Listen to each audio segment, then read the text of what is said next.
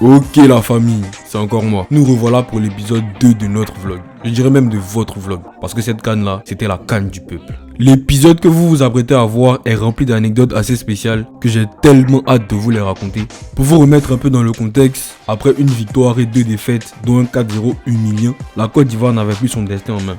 Pour se qualifier au prochain tour, il fallait compter sur des scénarios de qualification connus, mais qui étaient assez incertains. On devait donc attendre 2 jours.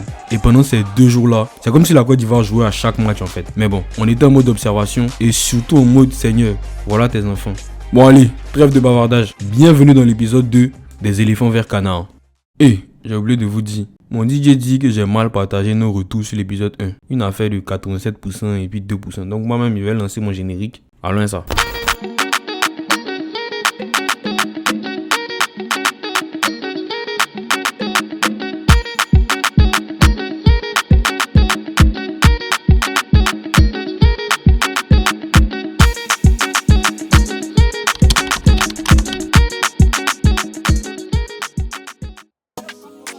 Vous vous rappelez de notre tonton là, le vieux père qui a la foi d'Abraham là, celui qui même après une gifle à domicile croyait encore aux éléphants. Rappelez-vous de lui, parce qu'il va beaucoup vous apparaître. Le soir même du 4-0, il avait sorti les scénarios exacts qui pourraient nous qualifier en tant que meilleur troisième. Burkina frappe Algérie, Algérie est mort, ils vont à la maison. Mali frappe Namibie, ils vont à la maison. Maroc va frapper Zambie. Ils sont morts, c'est finalement le meilleur troisième. Mais devinez quoi? Aucun de ces scénarios n'a eu lieu jusqu'au match du Maroc. Comme s'il fallait forcément attendre la dernière seconde pour se qualifier. Après donc 2 jours d'attente et un peu de biocosseux chez ma grand-mère pour me remonter le moral en bon natier que je suis, nous voilà arrivés au 24 janvier 2024. Notre dernier espoir de qualification. Tout allait se jouer du côté de San Pedro, au stade Laurent Pocou. Ce jour-là, c'était clairement la côte du Maroc. Ou bien si vous voulez, le royaume d'Ivoire qui jouait. Choisissez un des deux. Mais tout le monde était devenu marocain dans le pays. Le pays est tout le monde a voté Maroc du Maroc. Le Maroc doit battre la Zambie. Allez là, tu te promènes là, c'est les Marocains sont dans la capitale là, ouais. Toute la Côte d'Ivoire était concentrée, surtout du côté de l'équipe nationale. Il était donc l'heure pour le match de notre espoir. C'était soit le Maroc gagne, on se qualifie, soit s'il perd, la canne est finie, on arrête tout. Comment nous on va être éliminés puis vous allez jouer encore. Les gens disaient qu'on était devenus les ropéros des Marocains. En bon français, ça veut dire les suiveurs du Maroc. Mais il y a un proverbe qui dit que la main qui demande est toujours en bas de celle qui donne. De vous à moi, à ce moment-là. Qui étions-nous pour ne pas mettre notre main en bas?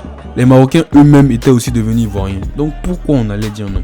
C'était un match plutôt fermé, parce que les Zambiens jouaient aussi leur qualification. Les Marocains attaquaient et les Zambiens défendaient, protégeant leur qualification. Mais à la 37e minute, survient un héros, le héros de tout un pays. 2 pays même, parce que bon, le plus jeune d'une famille de 9 enfants, et aussi ils sont nombreux, celui qu'on surnomme le magicien. J'ai nommé Abdelhakim Ziyech. Ziyech marque le seul but de ce match, qui octroie non seulement la victoire au Maroc, mais permet également à la Côte d'Ivoire de se qualifier en tant que dernier meilleur troisième. Un miracle, une grâce de Dieu qui a réveillé toute la Côte d'Ivoire.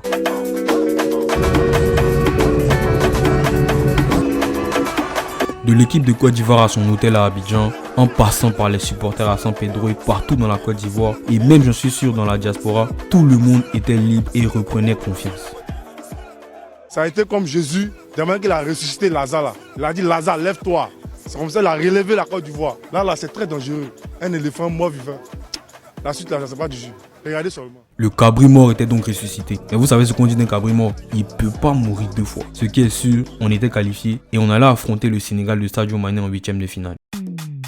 Mais avant d'en arriver là, permettez-moi de vous raconter l'histoire d'un match spécial du côté du Felicia. Un match qui m'a marqué et qui a fait couler de l'encre. Le 8e de finale entre le Nigeria et le Cameroun. Quelle rencontre! Ce match-là, c'était un régal. On connaît tous la petite rivalité entre la Côte d'Ivoire et le Cameroun. Donc c'était l'occasion rêvée pour nous de taquiner nos amis camerounais. Et croyez-moi, les tribunes étaient le terrain de jeu idéal pour cela. Dès les alentours du stade, on voyait déjà des Ivoiriens en maillot nigérien.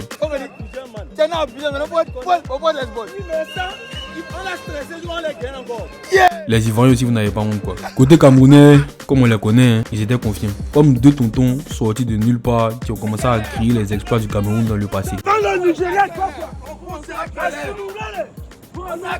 Le continent arrive. On a pris ça. Aujourd'hui, on voit si vous allez prendre.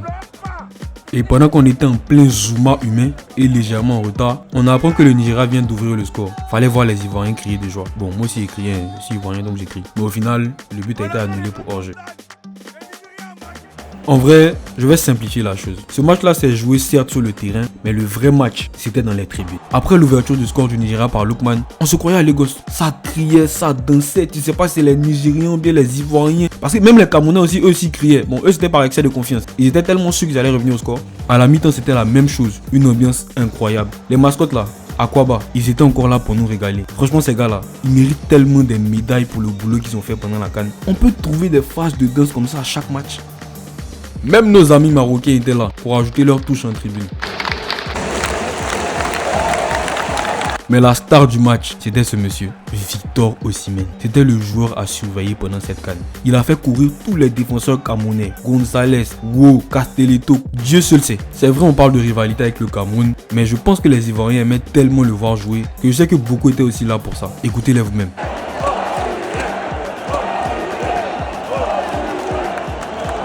Et comme dit un autre tonton derrière moi ici, c'était un beau match et il ne fallait rien rater. J'ai donc pu filmer en direct le deuxième but de Lookman et la réaction spéciale de ce supporter nigérien. Regardez.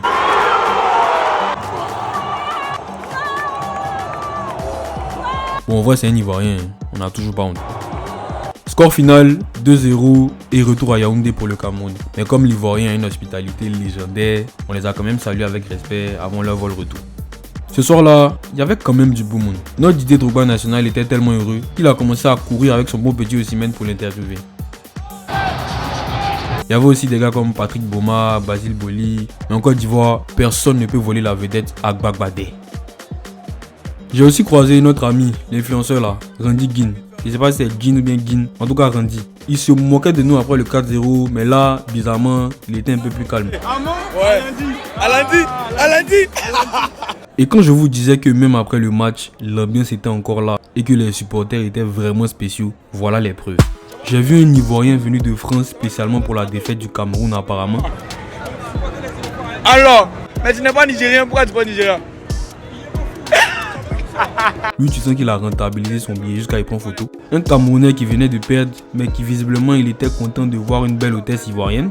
Aïe, tu as perdu mon frère. Regardez comment il souriait. On peut perdre et puis sourire comme ça. Aziz 47 de Lagos et sa troupe. Canada, Mexico and America. Il parlait déjà de la Coupe du Monde 2026. Lui dans sa tête la canne là, c'était déjà un acquis pour eux. Not by muscle, not by power, it's by taxes. Un Camerounais encore, décidément ceux-là, qui lui voulait s'infiltrer et devenir ivoirien pour nous supporter contre le Sénégal. Quand tu vois un gars parler comme ça, lui perd ivoirien.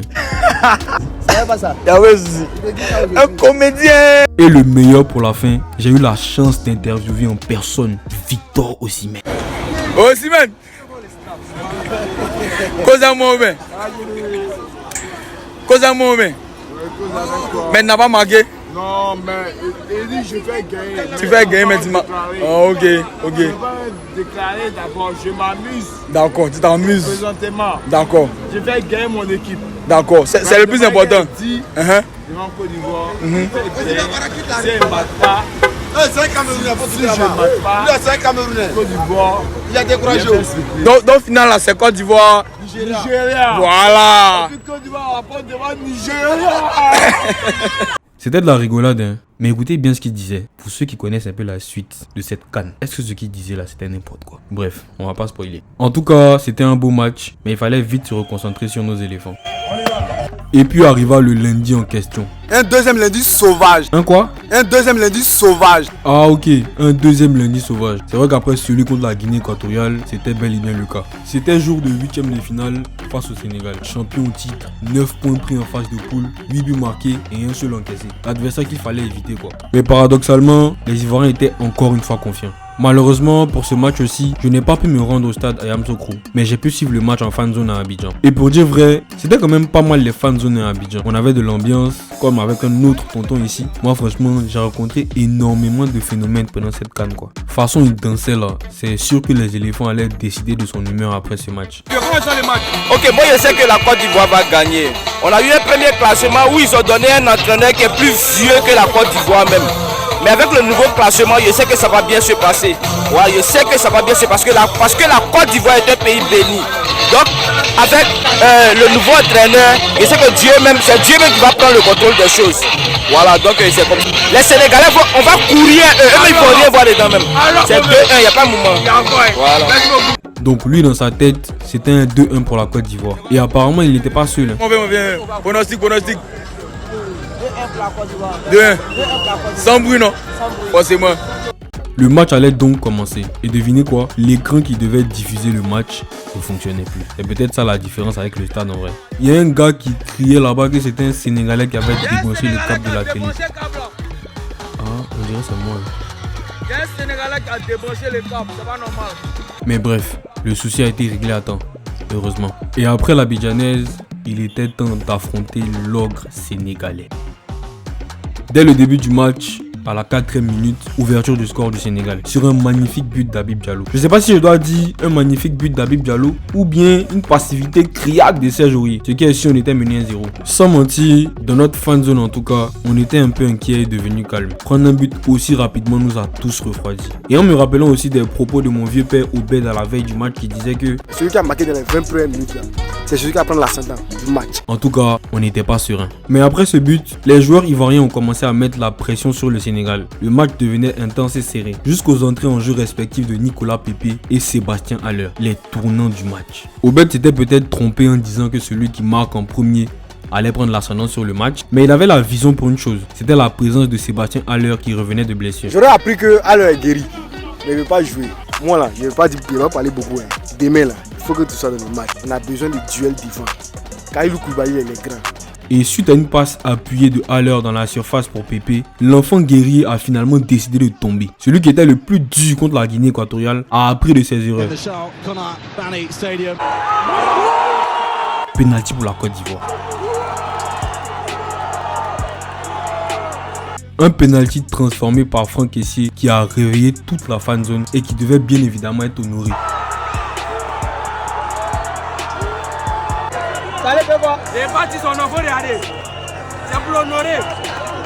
Après cette égalisation, tout le monde a repris espoir et croyait en une victoire. Le but encaissé rapidement en début de match nous laissait en réalité le temps de revenir au score.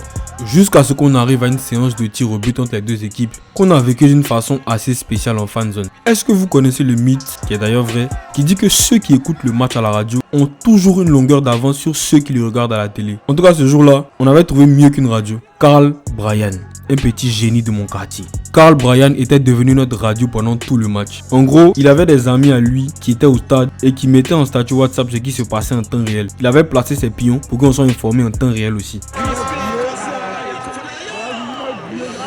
Donc que ce soit le but du Sénégal, le penalty sifflé, l'égalisation de Kessié, chaque tir au but, le raté de Moussa Niakhaté,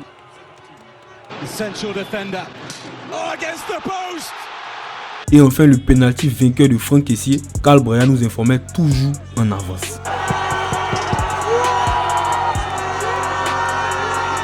On a donc jubilé sur cette belle victoire au tir au but face au Sénégal, avant même que Kessié ne tire à la télé. C'était incroyable.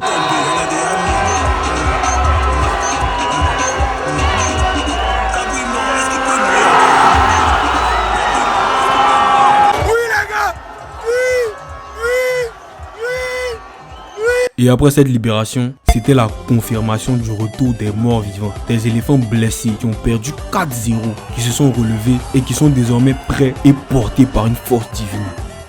C'est maintenant même que la CAN commençait pour les éléphants et c'était un pas de plus vers Canaan.